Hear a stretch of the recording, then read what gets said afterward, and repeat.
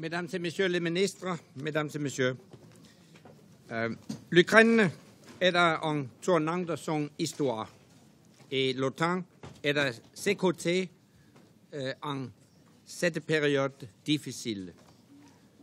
Nous soutenons la souveraineté de l'Ukraine, son intégrité territoriale et le droit du peuple ukrainien à déterminer librement son avenir sans ingérence extérieure. À cet égard, l'élection présidentielle a constitué une étape importante. Les Ukrainiens ont montré clairement leur attachement à un pays uni, indépendant et souverain. Nous saluons les initiatives du président Poroshenko en faveur de la stabilisation du pays. Et la présente réunion nous offre l'occasion de faire le point sur les priorités du président. L'OTAN et certains alliés ont déjà fourni des conseils ainsi qu'un soutien technique et matériel. Nous venons d'entériner un ensemble de mesures supplémentaires.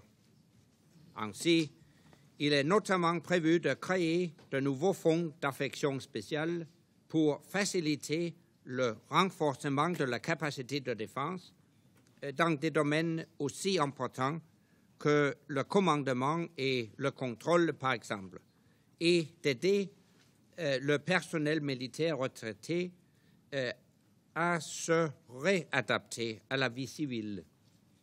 Les pays de l'OTAN continueront de soutenir les efforts de l'Ukraine en faveur de l'établissement d'une armée forte et d'une réforme du secteur de la sécurité pour que l'Ukraine puisse défendre sa souveraineté, son unité et sa démocratie.